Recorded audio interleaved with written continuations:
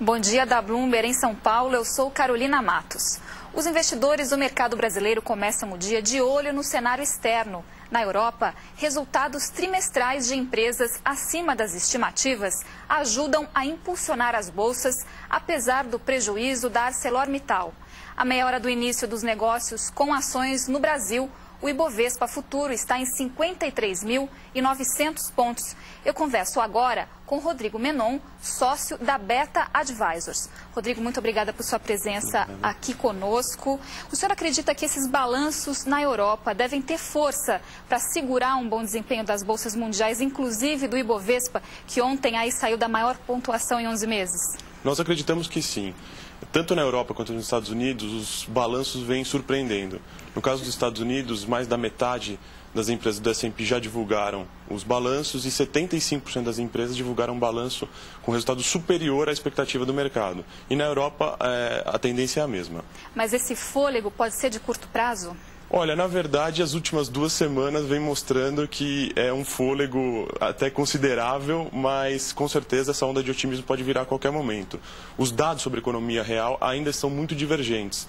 Exemplo clássico foram os dados de ontem, onde a construção de casas novas nos Estados Unidos surpreendeu positivamente. Por outro lado, o índice de confiança do consumidor veio bem abaixo do esperado. As dúvidas continuam, então? Continuam. Os dados ainda são divergentes, não dá para cravar com otimismo que a crise já passou, que o pior já passou e que a gente vai ter uma tendência de recuperação constante e consistente.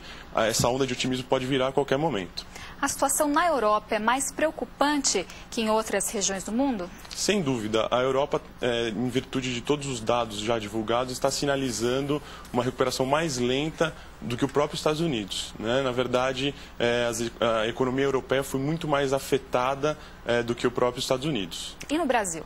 No Brasil, nós podemos dizer que a crise afetou menos.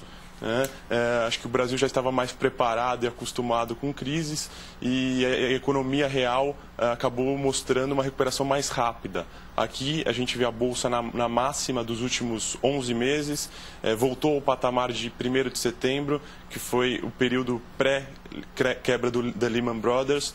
Então eu acredito que isso demonstra que o Brasil hoje é uma bola da vez para os investidores estrangeiros e que também que a economia real vem se recuperando, principalmente em função dos incentivos do governo com corte de IPI para a indústria automobilística e indústria de bens e máquinas. Que setores ainda preocupam no Brasil? Eu diria que setores vinculados à economia externa, principalmente o setor siderúrgico. Esse setor é o setor mais lento em termos de recuperação. Por exemplo, mineração, a gente já vê sinais de recuperação em virtude da China. Por outro lado, o setor de siderurgia, que é muito dependente de mercado europeu e americano, ainda está muito lento e essa recuperação é preocupante. Mas o Ibovespa ainda tem espaço para subir? Tem espaço, sem dúvida. Na nossa visão, a Bolsa fecha em torno de 60 mil pontos no final do ano. A grande questão a ser monitorada, sem dúvida, é o fluxo dos estrangeiros que vem propiciando esse rally das últimas 2 semanas. Rodrigo, nós voltamos a conversar em 2 minutinhos. Antes do intervalo, vamos ver como opera o dólar no início dos negócios com moeda aqui no Brasil. O dólar, neste momento, a R$ 1,886. Bloomberg, o mercado é aqui.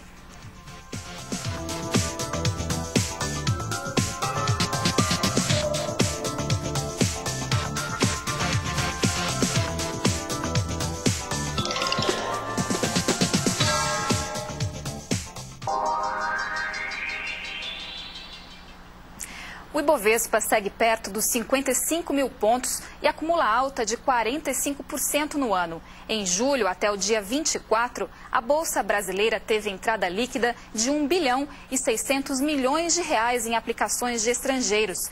Eu converso agora com Rodrigo Menon, sócio da Beta Advisors, aqui no estúdio da Bloomberg, em São Paulo. Rodrigo, muito obrigada por sua presença. Como deve se comportar a procura dos estrangeiros pelas ações do Brasil nos próximos meses? Sem dúvida, o fluxo do investidor estrangeiro continuará sendo grande catalisador para o Ibovespa. Até a metade de julho havia saído 2 bilhões de reais de investimento estrangeiro.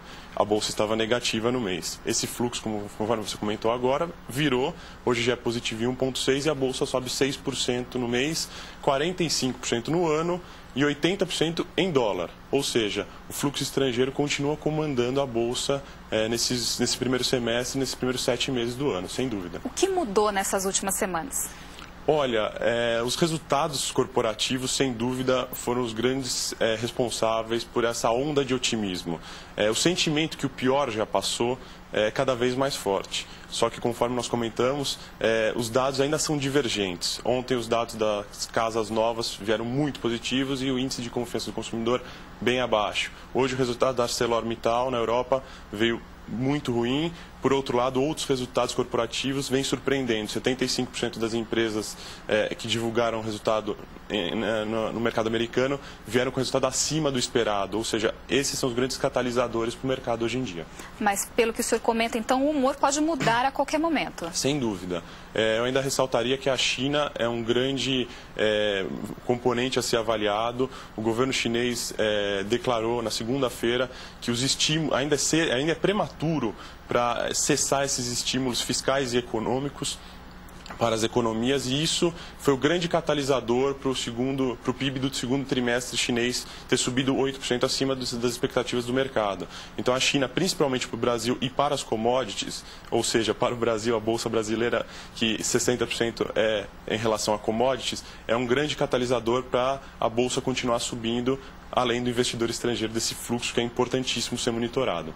Que outros setores, além dos ligados às commodities, o senhor destaca com bom potencial de valorização e atrativos aos estrangeiros? Eu acredito no setor de bancos, setor de finanças aqui no Brasil, dado que a rentabilidade é alta e é um setor muito preparado para a crise, as margens são muito altas. E o setor de consumo interno. Setor de construção civil e consumo interno, dado que o aumento da renda do brasileiro tem propiciado um aumento de consumo e também os pacotes do governo auxiliando a área de construção civil. Eu acho que são setores muito visados pelos investidores estrangeiros. Mas no setor financeiro, a inadimplência ainda não pode pesar contra as ações? A inadimplência vem aumentando, mas por outro lado o spread bancário não vem diminuindo. Ou seja, os bancos estão provisionando o aumento dessa inadimplência e não está afetando a margem até então. Entre os segmentos ligados às commodities, quais mais preocupam ainda? Sem dúvida, o setor siderúrgico. O setor siderúrgico ainda é o mais afetado, depende muito do mercado externo e, na nossa visão, é o último setor a se recuperar. Em relação à Europa, a situação lá ainda é a menos favorável entre as demais regiões do mundo? Sem dúvida. A economia europeia ainda é a mais afetada pela crise, mais até do que a economia americana, onde foi o epicentro da crise, mas sem dúvida a economia europeia vai demorar mais para se recuperar, sem dúvida. No Brasil, em relação ao cenário interno, com esse contexto de juros mais baixos, o senhor percebe que o perfil de risco do investidor, o apetite mudou? Sem dúvida, houve uma quebra de paradigma. A barreira psicológica do 1% ao mês vem afetando muito a decisão do investidor. Nós temos percebido uma migração para fundos multimercados e também para fundos de ações, em virtude da queda da rentabilidade nominal com a Selic a 8,75 ao ano. Isso acho que é uma tendência e, sem dúvida, pode sustentar a Bolsa nos patamares atuais, desde que o investidor estrangeiro permaneça com um fluxo razoável. A Bolsa pode chegar a quanto o Ibovespa até o fim do ano? Nós trabalhamos com uma Bolsa em torno de 60 mil pontos. Evidentemente, temos que monitorar fluxo, dados econômicos, a economia chinesa. Essa onda de otimismo pode virar a qualquer momento. Mas realizações hoje têm sido apenas no intraday. Ontem a Bolsa caiu 1,40 para fechar praticamente no 0 a 0. Os resultados corporativos têm puxado muito a recuperação das bolsas mundiais e o Brasil vai acompanhar, sem dúvida, Dow Jones e S&P.